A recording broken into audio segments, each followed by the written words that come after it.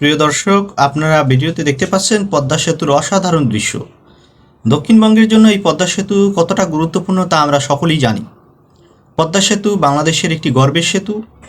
পদ্মা সেতু হওয়ার পরে আমরা দক্ষিণবঙ্গের মানুষ খুব স্বাচ্ছন্দ্যে যাতায়াত করতে পারতেছি। পদ্মা সেতুর কল্যাণেই আমি খুব অল্প সময় আমার গ্রামের বাড়ি পটুয়াখালীতে যেতে পারছি। আমি এখন বাসযোগে পটুয়াখালীতে যাচ্ছি এবং আপনাদের অসাধারণ কিছু ভিডিও দেখাবো। ভিডিওটি সম্পূর্ণ দেখতে হলে অবশ্যই আমার সাথে থাকুন। পদ্মা সেতু বাংলাদেশের পদ্মা নদীর উপর নির্মিত একটি বহুমুখী সড়ক ও রেল সেতু, যা 2022 সালের 25 জুন উদ্বোধন করা হয়। এটি মুন্সিগঞ্জের মাওয়াকে শরীয়তপুর ও মাদারীপুরের সাথে সংযুক্ত করেছে, যা দেশের দক্ষিণ পশ্চিমাঞ্চলকে ঢাকার সাথে সংযুক্ত করেছে। এটি 6.15 কিলোমিটার দীর্ঘ এবং বাংলাদেশের দীর্ঘতম সেতু। এর স্প্যান সংখ্যা 41টি। এই সেতু বাংলাদেশের দক্ষিণ ও পশ্চিমাঞ্চলের সাথে যোগাযোগ ব্যবস্থার নতুন দিগন্ত উন্মোচন করেছে এবং বাংলাদেশের জিডিপিতে প্রবৃদ্ধি আনতে বিশেষ ভূমিকা রাখছে। পদ্মা সেতু যখন ছিল না, তখন আমাদের দক্ষিণ অঞ্চলবাসীকে কতটা ভোগান্তি পোহাতে হয়েছে। বিগত সময়গুলোতে যারা দক্ষিণ অঞ্চলে যাতায়াত করেছিলেন তারা সকলেই সেই বিষয়টির সাথে অবগত রয়েছেন। পদ্মা সেতু দেশের দক্ষিণ পশ্চিম অঞ্চলের সাথে রাজধানীর সরাসরি সংযোগ স্থাপনকারী একটি মেগা প্রজেক্ট, যা দেশের জিডিপিতে প্রায় 1.23% অবদান রেখে জাতীয় অর্থনীতিতে বৈপ্লবিক পরিবর্তন আনছে। এটি দেশের দক্ষিণ পশ্চিমাঞ্চলের 21টি জেলার সাথে সড়ক ও রেল যোগাযোগ সহজ করে পণ্য পরিবহন, শিল্পায়ন, বাণিজ্য প্রসার এবং কর্মসংস্থান সৃষ্টির মাধ্যমে দারিদ্র্য বিমোচনে গুরুত্বপূর্ণ ভূমিকা পালন করছে। প্রিয় দর্শক, পদ্মা সেতুর কল্যাণে ঢাকা ও কলকাতার মধ্যে দূরত্ব প্রায় 2 থেকে 4 ঘন্টা কমিয়ে এনেছে। পদ্মা সেতুর কল্যাণেই দেশের দক্ষিণ পশ্চিমাঞ্চলে নতুন শিল্প কারখানা, হাসপাতাল, বিশ্ববিদ্যালয় এবং পর্যটন শিল্প গড়ে ওঠার সুযোগ তৈরি হয়েছে, যা স্থানীয় এবং জাতীয় অর্থনীতিতে ইতিবাচক প্রভাব ফেলেছে। প্রিয় দর্শক, পদ্মা সেতু রিক্টার স্কেলে 8 থেকে 9 মাত্রার ভূমিকম্প সহনশীল করে নির্মাণ করা হয়েছে। এই সেতুটি দেশের সবচেয়ে ভূমিকম্প সহনশীল অবকাঠামো, যা 475 বছরের রেকর্ড বিবেচনায় নিয়ে ডিজাইন করা হয়েছে। এর পিলার ও স্প্যানের মাঝে 10,000 টন সক্ষমতার ফ্রিকশন পেন্ডুলাম বেয়ারিং ব্যবহার করা হয়েছে, যা বড় ধরনের ভূকম্পনেও সেতুটিকে অটল রাখতে সক্ষম। প্রিয় দর্শক, আমরা জানি পদ্মা সেতু নির্মাণে অনেকগুলো কঠিন চ্যালেঞ্জ মোকাবেলা করতে হয়েছে। মূল চ্যালেঞ্জগুলো ছিল প্রমত্তা পদ্মার তীব্র স্রোত ও গভীরতা, মাটির গঠন, বৈশ্বিক মহামারী এবং বিশাল আর্থিক ও রাজনৈতিক ষড়যন্ত্র।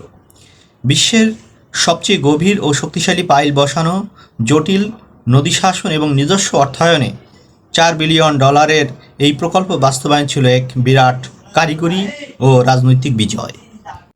প্রিয় দর্শক, পদ্মা নদীর তলদেশে মাটির গঠন খুবই নরম ও পরিবর্তনশীল, যা ফাউন্ডেশনের জন্য অত্যন্ত কঠিন ছিল। প্রিয় দর্শক, বিশ্বের সর্বোচ্চ গভীরতার 122 মিটার পাইল বসাতে হয়েছে এই পদ্মা সেতু নির্মাণের ক্ষেত্রে। 3200 টনের বিশাল স্প্যানগুলো বিশ্বের সবচেয়ে বড় ভাসমান ক্রেন টিয়ান-ই ব্যবহার করে স্থাপন করতে হয়েছে এই পদ্মা সেতু নির্মাণের ক্ষেত্রে। নিজস্ব অর্থায়নে সফলভাবে এই মেগা প্রকল্প বাস্তবায়নের মাধ্যমে বাংলাদেশ সক্ষমতার নজির স্থাপন করেছে। প্রিয় দর্শক, খুব অল্প সময়ের মধ্যে পদ্মা সেতুর কল্যাণে আমি আমার গ্রামের বাড়ি পটুয়াখালী জেলার লেবুখালীতে যেতে সক্ষম হয়েছি। আপনারা ভিডিওটি সম্পূর্ণ দেখতে থাকুন। আমার গ্রামের অনেক সুন্দর সুন্দর ভিডিও আপনাদের সামনে তুলে ধরব। আশা করি সম্পূর্ণ ভিডিওটি দেখতে থাকবেন। আপনাদের দেখলে অবশ্যই ভালো লাগবে। প্রিয় দর্শক, আপনারা ভিডিওতে দেখতে পাচ্ছেন অনেক সুন্দর একটি ডালিম গাছ। অসংখ্য ডালিম কিন্তু এই গাছটিতে ধরেছে। এই গাছটি আমি 2020 সালে আমার গ্রামের বাড়ি লেবুখালীতে লাগিয়েছিলাম। অনেক সুন্দর একটি ডালিম গাছ। দেখেন, আপনারা দেখে অবশ্যই আপনাদের খুব ভালো লাগতেছে। অনেক সুন্দর ডালিম কিন্তু ধরেছে। আসলে গ্রাম বাংলার এই যে প্রাকৃতিক দৃশ্য দেখলে যে কাউরই মন ভরে যাবে।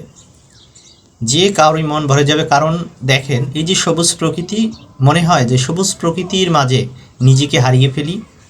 গ্রাম বাংলার প্রকৃতি মানুষকে খুব কাছে টানে, মানুষের মনে অনুপ্রেরণা সৃষ্টি করে।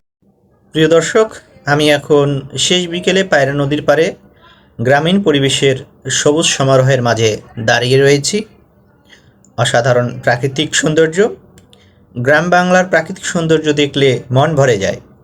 উর্বর মাটিতে শস্য ক্ষেতের দৃশ্য দেখলে মন ভালো হয়ে যায়।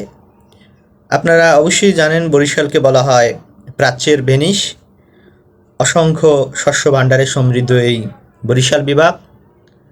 এই বিভাগে অসংখ্য ফসল ফলানো হয়। কৃষক অনেক পরিশ্রম করে ফসল ফলান। আপনারা ভিডিওতে সেটাই কিন্তু দেখতে পাচ্ছেন। দেখেন কত সুন্দর ফসল। আপনারা মরিচ গাছ দেখতে পাচ্ছেন, কত সুন্দর মরিচ হয়েছে গাছে। ভিডিওটি দেখে অবশ্যই আপনাদের ভালো লাগতেছে।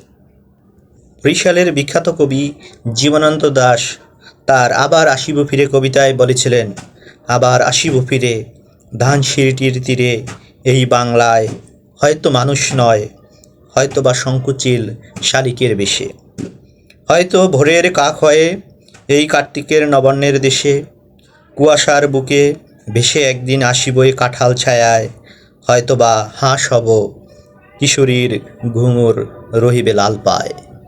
প্রিয় দর্শক, আপনারা ভিডিওতে দেখতে পাচ্ছেন পায়রা নদীর অসাধারণ দৃশ্য। এখানে মনোরম একটি পরিবেশ বিরাজ করে। পায়রা সেতুর নান্দনিক সৌন্দর্য যে কাউকে মুগ্ধ করবে। এখানে অনেক দর্শনার্থী আসে প্রতিদিন এই পায়রা নদীর সৌন্দর্য দেখার জন্য। এতক্ষণ আপনাদের ভিডিওটি দেখে অবশ্যই ভালো লাগছে। একটি কন্টেন্ট তৈরি করতে অনেক সময়ের প্রয়োজন। সৌন্দর্য, কথার মালা দিয়ে একটি কন্টেন্ট তৈরি করতে অনেক মেধা ও জ্ঞানের পরিচয় দিতে হয়। যদি আপনাদের এই কন্টেন্টটি দেখে ভালো লেগে থাকে, অবশ্যই একটা লাইক, কমেন্ট এবং শেয়ার করবেন। আপনারা যদি লাইক, কমেন্ট, শেয়ার করেন তাতেই আমার কৃতজ্ঞতা থাকবে। সবাই ভালো থাকবেন, সুস্থ থাকবেন। সকলের জন্য শুভকামনা রইল।